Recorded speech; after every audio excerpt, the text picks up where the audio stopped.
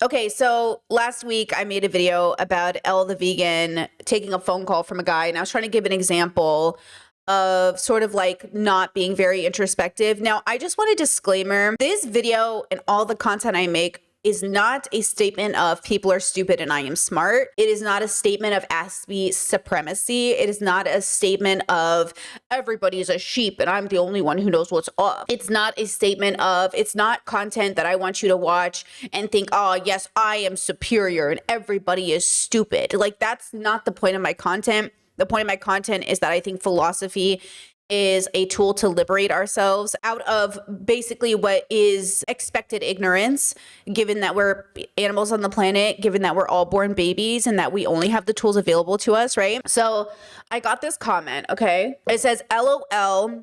This is the majority of people, though. People are sheep, low capacity for critical thinking and introspection. And I said, all of us are like this. We're all born babies and we learn along the way. That's why we need to make sure that people have more resources. It's not a brag to say most people are sheep. It's a reflection of your character. It's dehumanizing language.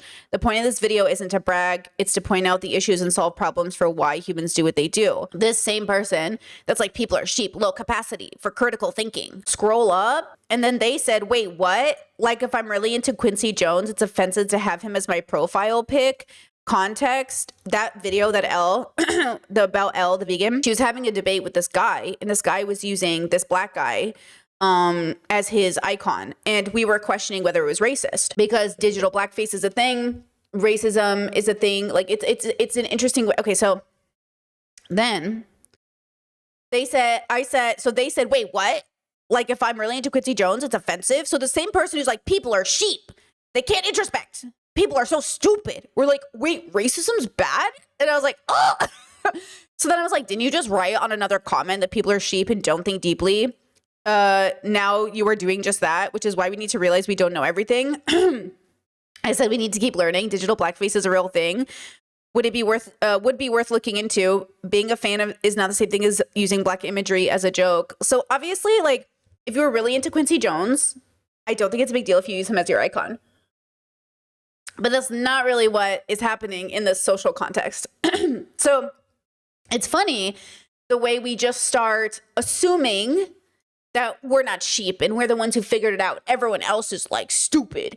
Listen, when we say people are stupid, which we're moving towards hard-headed or other language, it's not to say that we're the best. It's to say, like, damn, why are people like this though? So let's go through some of these TikToks.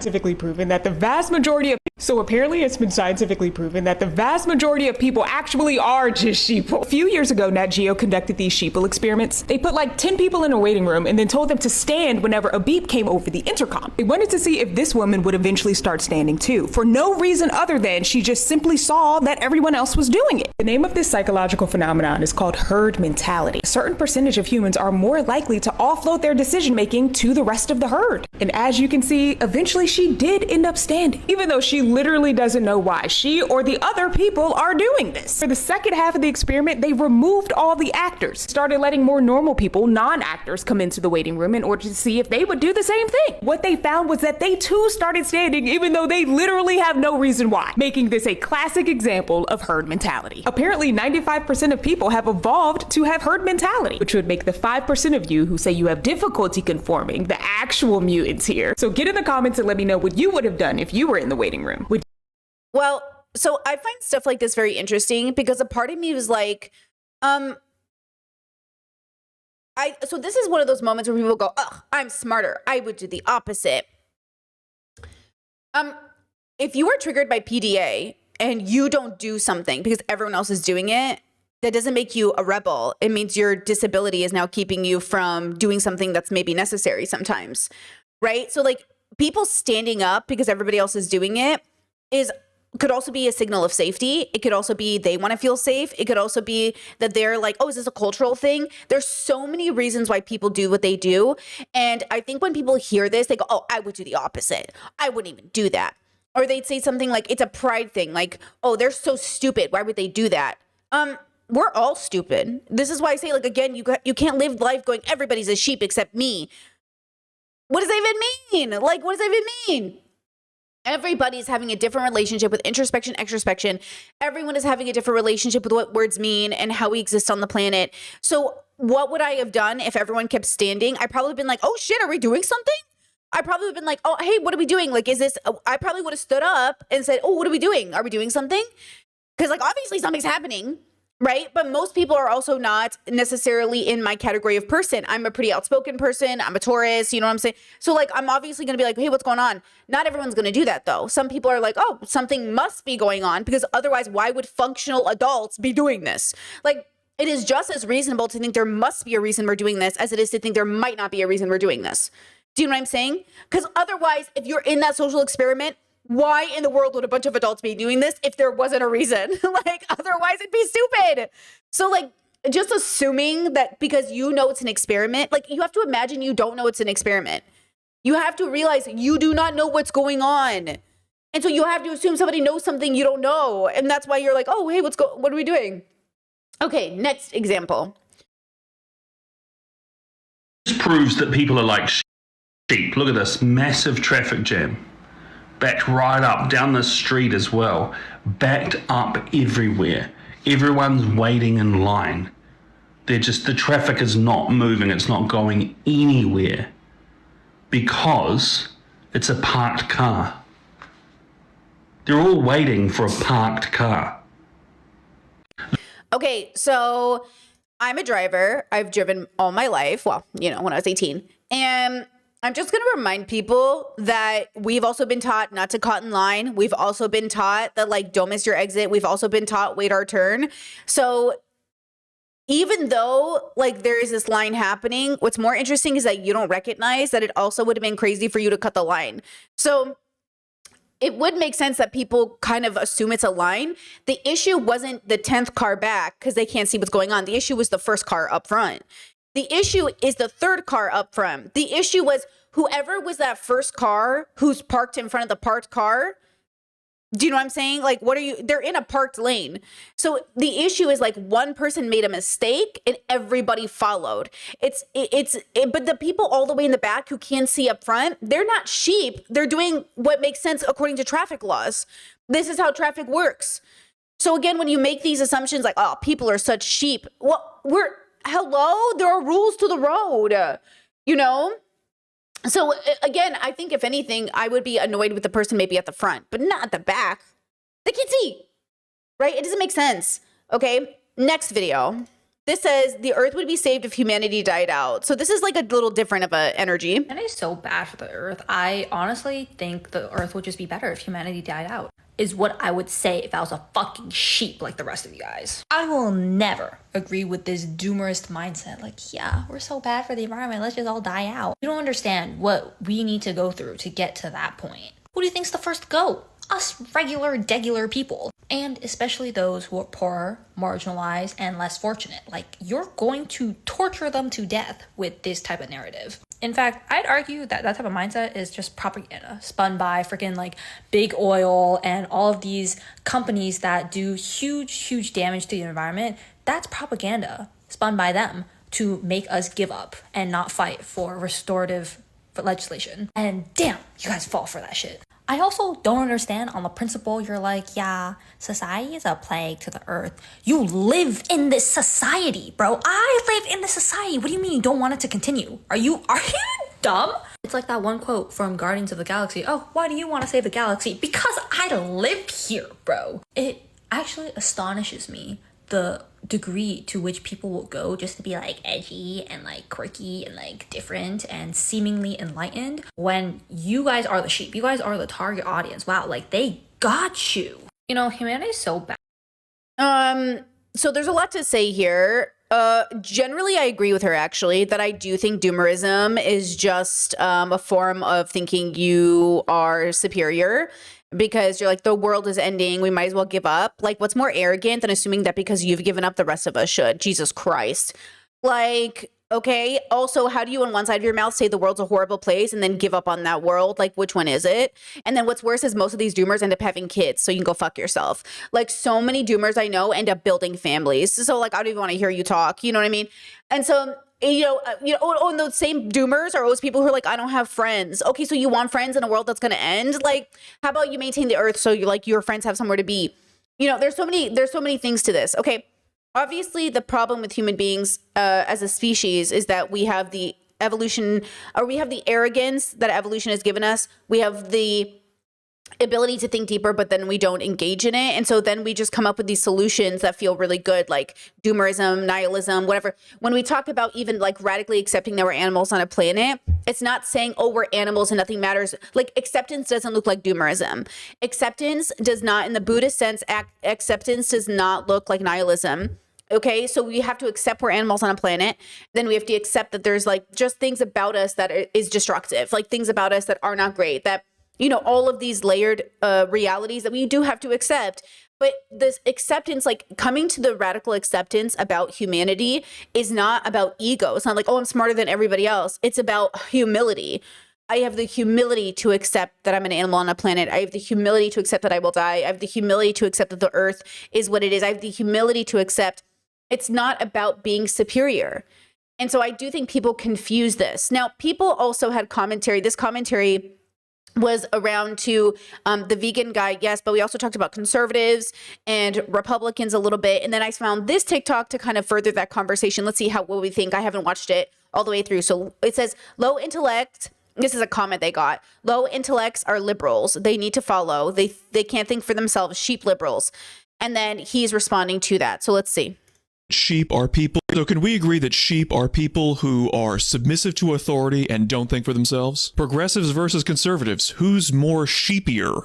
God, that was really stupid. Jesus Christ. So this is from a meta-analysis of 7 decades of research into the authoritarian personality. Quote, we conclude that A, there is a large body of evidence including data from 6 continents and many different measures documenting a positive association between authoritarianism and right-wing conservatism. It's funny, ideological tendency towards just believing religion, thinking men should be above women, thinking certain races are above another, thinking that rich people are inherently better than poor people. It's funny how that correlates with authoritarian tendencies. In fact, authoritarian tendencies, especially having an authoritarian personality, is arguably the strongest correlation with support for Donald Trump, and that there is still no convincing counter evidence that authoritarianism is equally prevalent on the left and right in Western societies, despite many attempts to procure such evidence. Now, I personally have gone through 7 decades of research into, is left-wing authoritarianism even a thing? And it just isn't really a thing, folks. I'm so sorry. I'm so sorry if it triggers you that authoritarianism is just a right-wing thing. I'm so sorry. So sorry, bud. You're just projecting.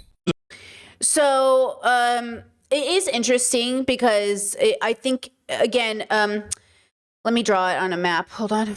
So, okay.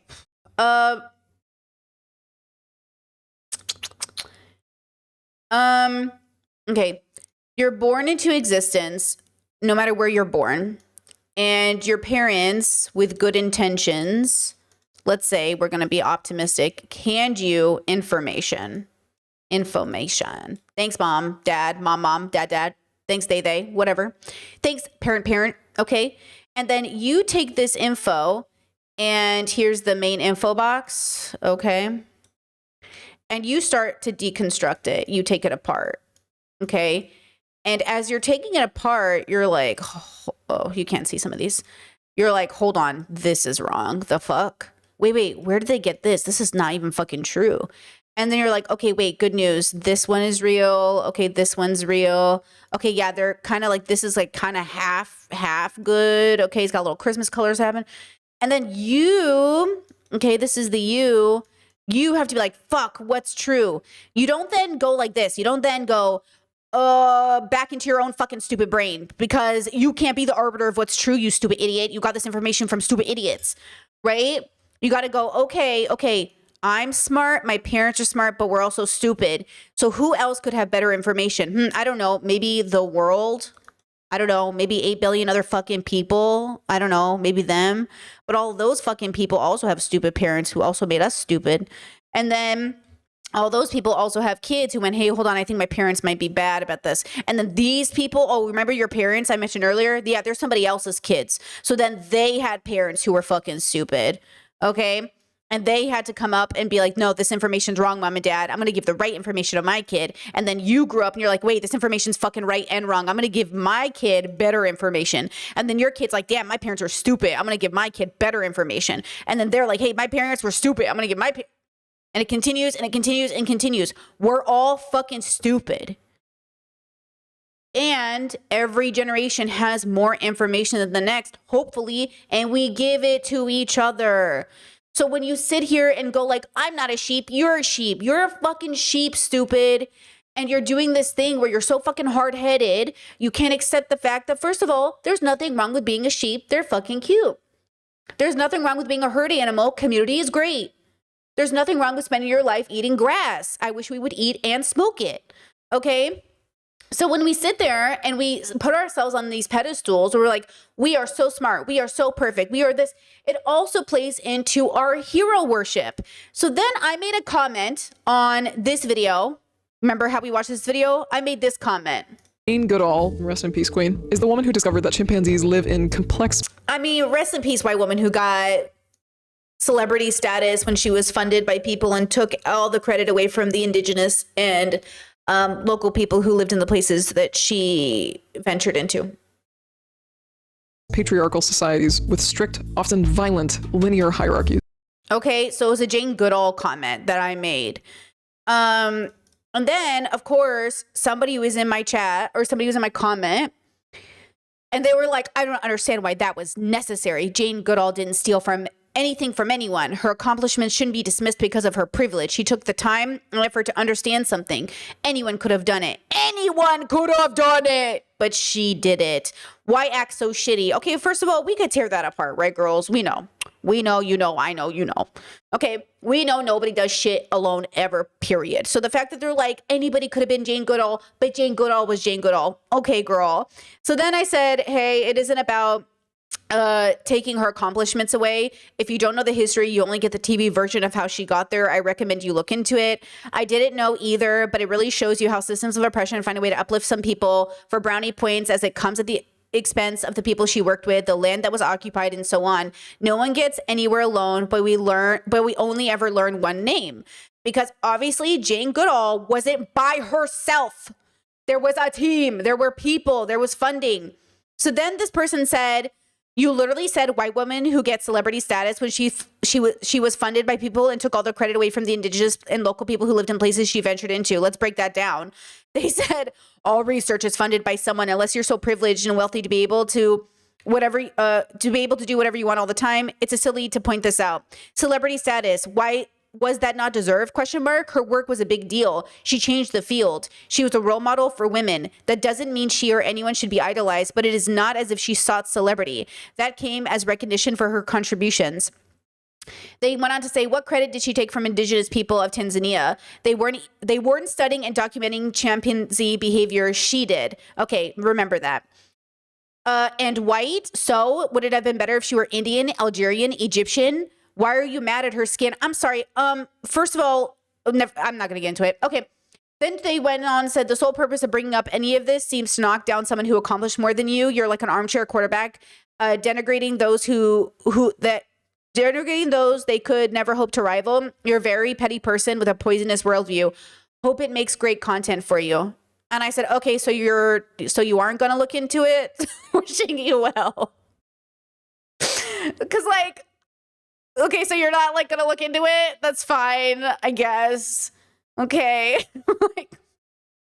Okay. Just we've watched this before on stream before, but just like for video on my page, just like for some context, okay? Just like Patreon, and people were like, "Do not shine a light on her. She is a Zionist," and I was like, yeah. Ah! A good friend of mine framed Jane Goodall's legacy as one that ignores all the colonialism happening in the background, and I could not agree more. So let's continue to untangle some of these narratives about her legacy, but let's start from the beginning. Jane Goodall went to Kenya to stay on a friend's farm. This was in 1957. Kenya at this time is still controlled by British colonialists. It is not an independent state yet. Although we never truly learn details about this friend and the farm that they live on, we can assume that it was a settler farm in the White Highlands, where the British colonial state expropriated. By the way, if you don't believe her, because I'm showing you a TikTok of a girl that you're like, well, I don't even know who she is, you could also just Google any of this information.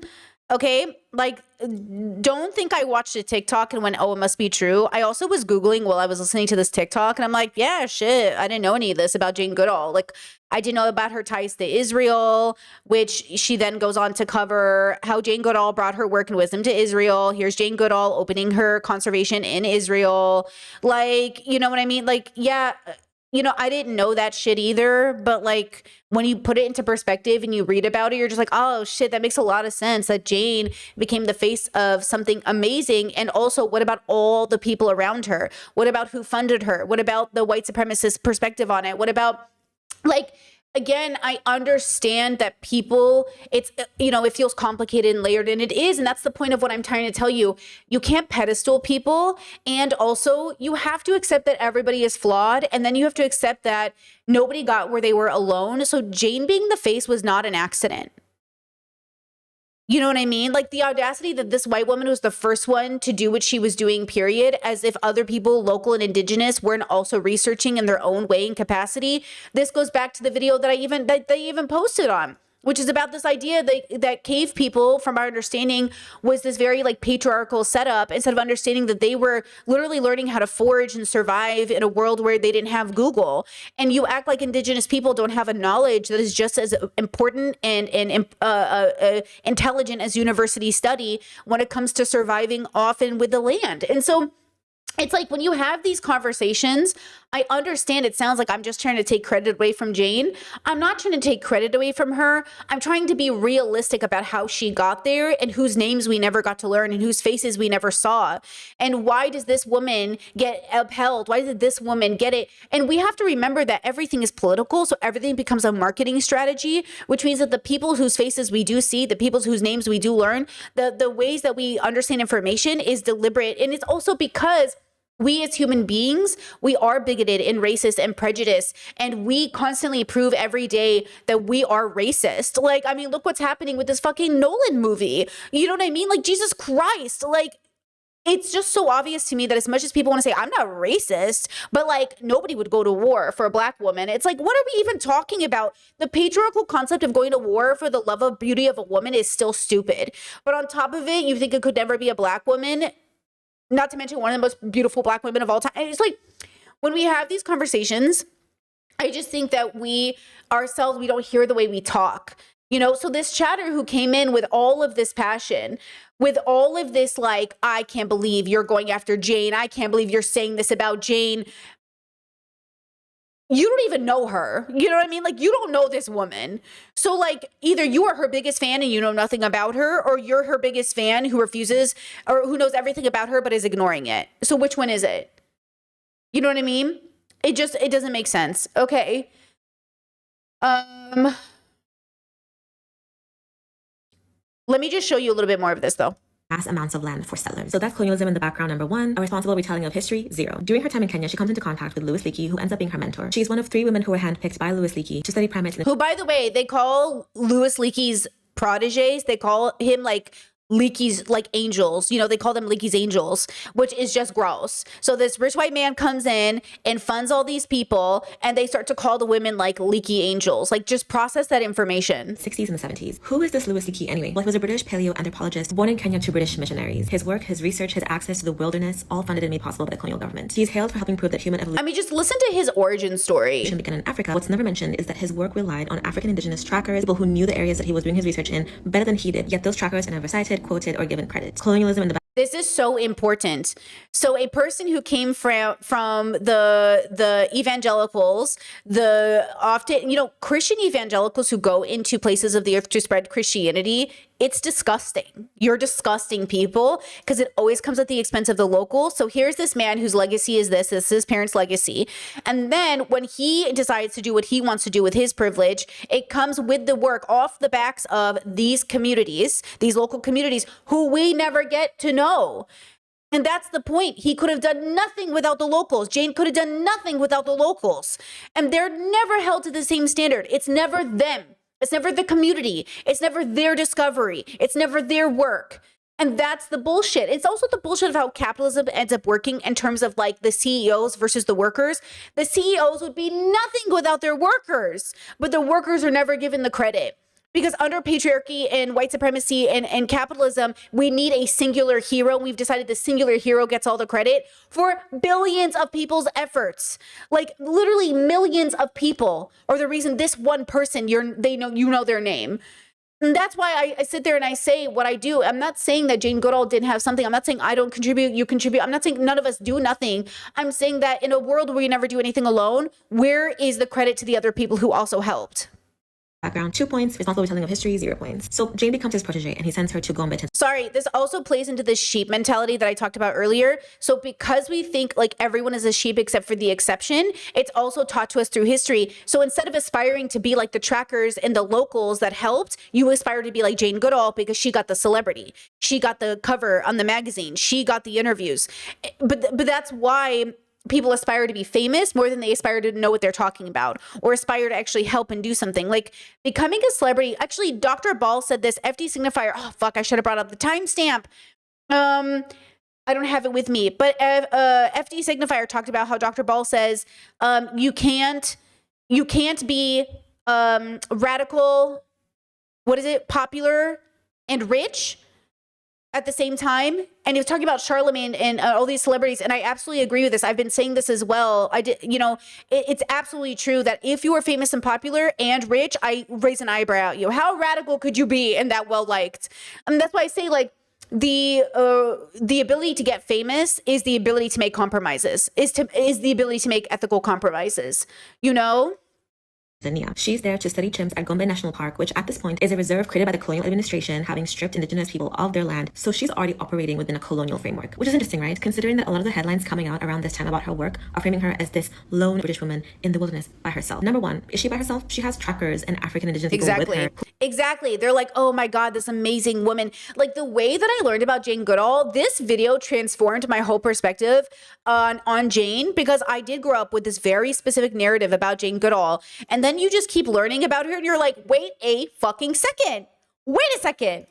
Because it sells a better story. That's why I say like history is a story they're telling us with like some sprinkles of truth. Okay, now that video's long, so I'm gonna skip it, but you should go check out this creator. Actually, I'm gonna go ahead and link this here. I'm gonna link this video. Hopefully that link works. Okay.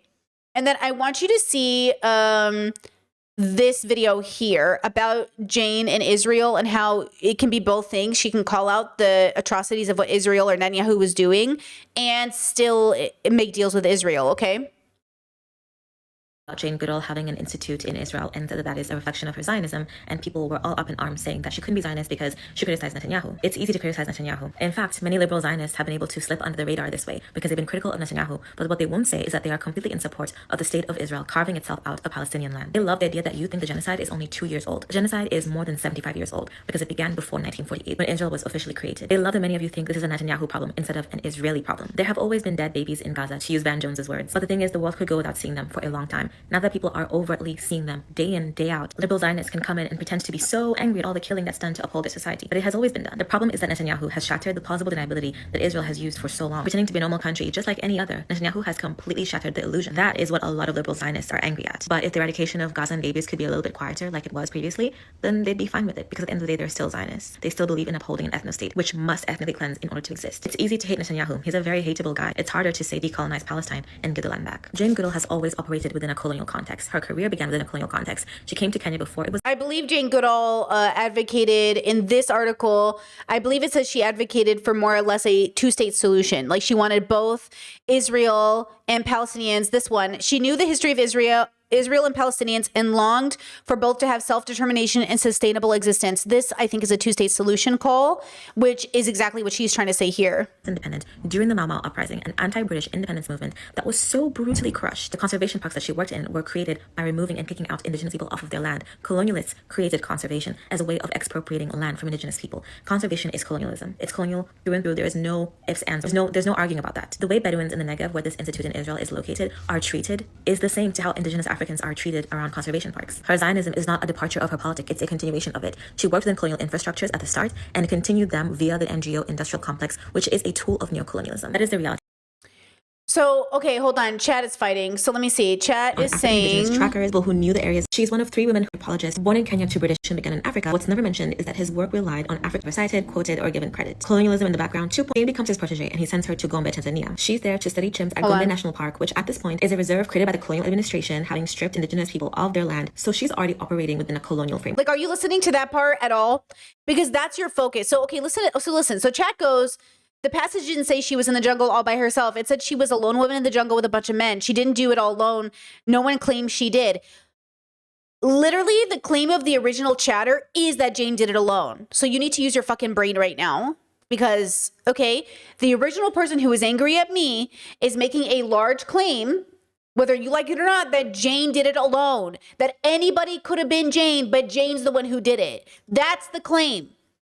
And so whether or not you like it, the narrative is that Jane was solo, that it was Jane's work alone. That is the narrative we are taught generally about Jane Goodall, at least in the bubble I grew up in, and certainly in the work that I've seen about Jane Goodall, is that it was Jane. Now, pay attention to what this creator is trying to do. She's trying to remind you that this land was already stripped, that the indigenous people were already targeted.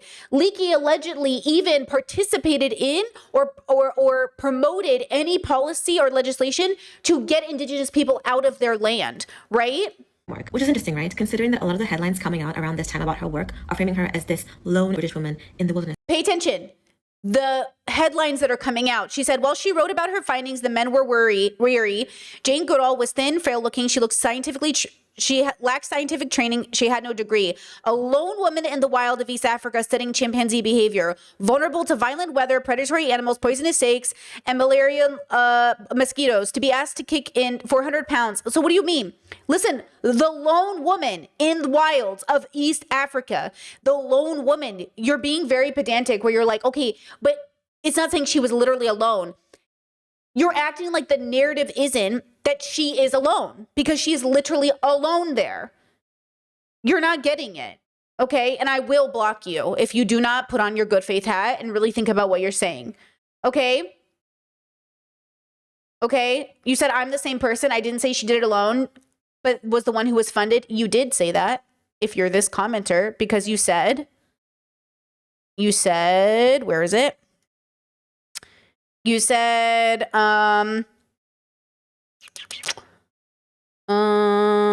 okay, anyone could have done it, but she did it. Anyone could have done it, but she did it. What do you mean she did it? You mean she's the lone one who did it? She's the only one who did it? That's what that means grammatically. Anyone could have done it, but she did it. She took the time and effort in understanding something. Anyone could have done it. She did it. That's what that sentence means. She did it. Okay, so are you sure this is you? Yeah, you have the same username. Okay, do you want to take back what you said? You know? Okay. So again, when we have these conversations, okay, the point is, all right, Chad says, I'm on your side. Are we giving too much credit to the men she was with, especially the misogynistic men, possibly misogynistic men? Okay, I'm not saying that Jane Goodall, going back, Jane Goodall deserves credit for what she did. You can both contribute something and do something and not do it alone. You're doing the thing that I'm telling you not to do. I am saying, once again, that Jane obviously faced misogyny. She obviously is going to be the lone woman in the group. She's obviously going to have struggle. She obviously did amazing things. And up until the day she died. And she was dealing with problematic behavior. She engaged, again, with going to Israel and making speeches. Hold on. Okay. This is Israel News, okay? This is one of the Israeli news channels.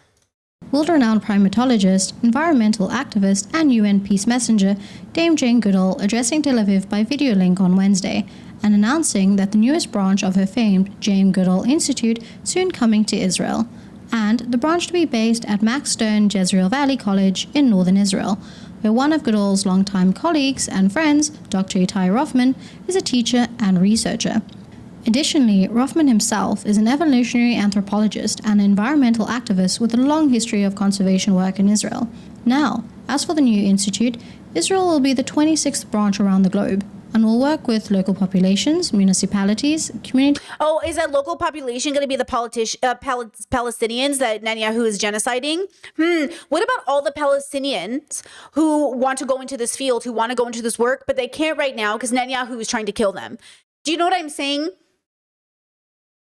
She is a problematic person, a Zionist by this connection. And the fact that you guys are ignoring that, or the Jane Goodall fans are ignoring that, is crazy. As a genocide is happening, she's like, yo, I want to build my shit in Israel. Like, what are we doing? Okay, she's Jane Goodall. Can't she do anything else? She's Jane Goodall. Doesn't she have the money and the resources to do anything else? Why didn't she put her conservation in Palestine? Oh, maybe because it's getting genocided? You know what that's all I'm saying. I'm saying stop putting this woman on a pedestal, give her where credit is due, and move on. Give people credit, give them their flowers, and then move the fuck on. But this need to double down, this need to do this thing. Okay, this also plays into Frida Kahlo. I love Frida Kahlo. Love Frida's work. Girl was problematic, okay? This is a funny TikTok, okay, that of Madeline Pendleton, and they're listen to them. Remember, millennials tried to cancel Frida Kahlo for cultural appropriation. We tried to do that. My people. That's what my people brought to the table. Gen Z tried to cancel Eminem. You fools. My generation tried to cancel Frida Kahlo. So. Okay, Madeline's saying that like it wasn't literally valid to question Frida Kahlo, okay? Hello, a culture vulture? Let's talk about it. I recently made a video. Is Frida Kahlo a culture vulture? Let's talk about it. I recently made a video about the absolutely stunning indigenous fashion from Oaxaca, but I also shared images of Frida Kahlo wearing traditional Oaxacan clothing. Some of the most impactful comments was that Frida Kahlo profited off Oaxacan culture in her art. Frida was born and raised in a middle-class family in Coyoacan, a borough in Mexico City. She was mestiza. After the Mexican Revolution, there was a national push to unite all these different ethnicities and races, so a lot of artists and writers started to include indigenous images in their work. The self-portrait I showed in my last video is one of Frida's most famous paintings, where she painted herself as an indigenous woman from Tehuantepec, a city in Oaxaca. When a Mexican magazine asked her about wearing Tehuana dresses, she famously said, "I've never been to Tehuantepec, nor do I have any connection to the town. But of all Mexican dresses, it's the one I liked the most." Wearing or using cultural pieces without acknowledging their cultural significance is, by definition, cultural appropriation. There's plenty of photos of Frida wearing huipils, rebozos, and resplandors, all traditional Oaxacan pieces. And fast forward to today, Frida is used as the token Mexican artist. Was Frida an incredible Mexican artist? Yes. But did her use of Oaxacan pieces in her life and in her art not match up with what could have been sincere intentions? Also, yes. Let's keep the conversation going. Is Frida Kahlo... Okay, all I'm saying is it's both, right? Like when we have these conversations and we're trying to really get to the root and the depth of history, and we're trying to get to the depth of humanity and how we got here, we have to be able to say and both, right? Chad said, you're the one who can't move on, though. It was a small recognition of Goodall's work in the original video that you're reacting to that just had to interrupt it to bring it up. Are you 12? Tell me right now, are you a child? Because I don't want to bully a child. Are you a child? I'm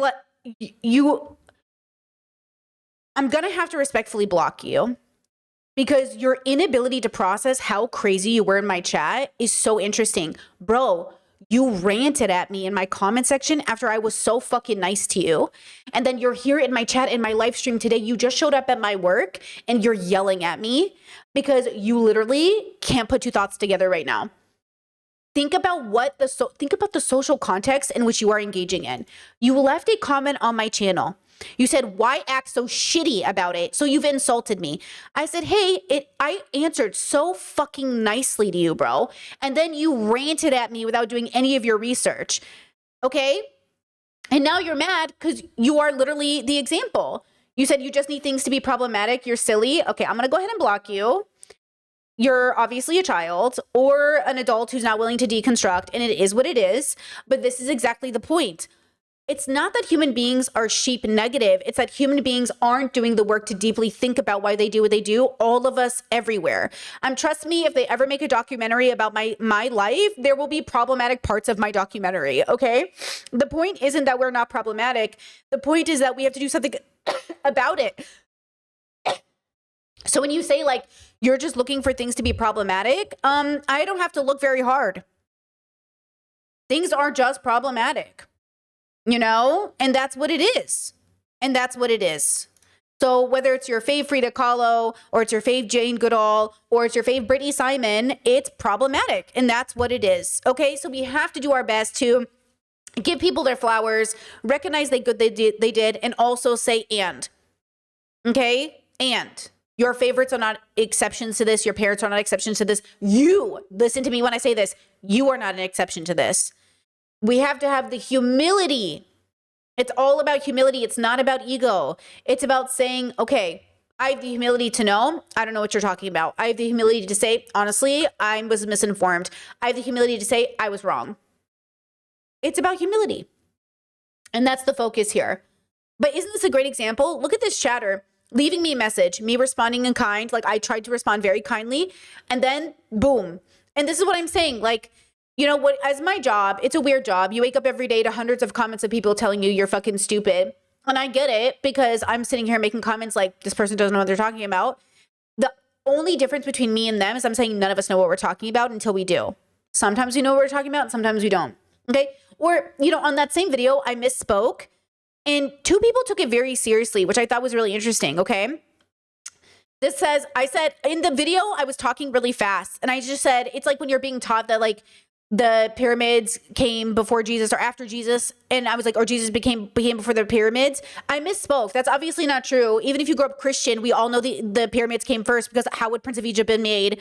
Like, obviously we know that's true. I just misspoke. I literally was talking fast on a stream and misspoke. And I just figured my audience could put it together. I just figured you guys would get it. And people literally were like, fun fact, actually, the pyramids came before Jesus. Like, I know, girl. It's like people who also watch streams can't tell when people are misspeaking. Like they can't tell when they're like, oh, Brittany's brain moved too fast. Like she didn't mean that.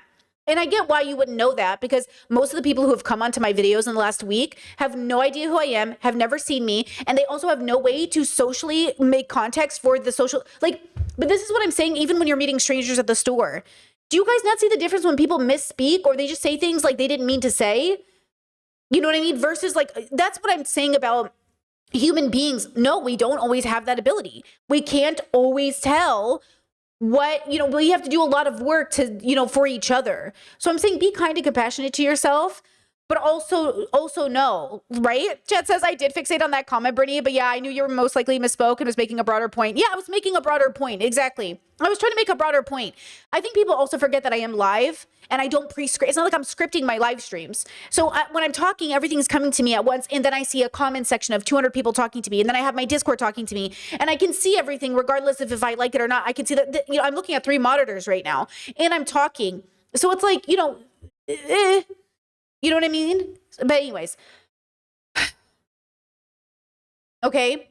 Chad says, I suppose the counter the celebrity Jane could show a picture of a group, acknowledge the people who helped. I suppose the counter to celebrity Jane could show. It's not about Jane. We're talking about systems of oppression. Like at the end of the day, whether we like it or not, Jane is just a pawn and a symptom of a system. It's not even about Jane having the most responsibility. It's about all the men who funded her, all the colonizers who came before, all the colonialism that existed. Like we're talking about all the eroding of the indigenous people to make room for a Jane Goodall, right? Jane isn't the arbiter. Jane is a benefactor. She's a beneficiary of the erosion of the indigenous people there. And so it's not even about putting it all on Jane's shoulders. It's about just acknowledging that it exists and then doing something about it.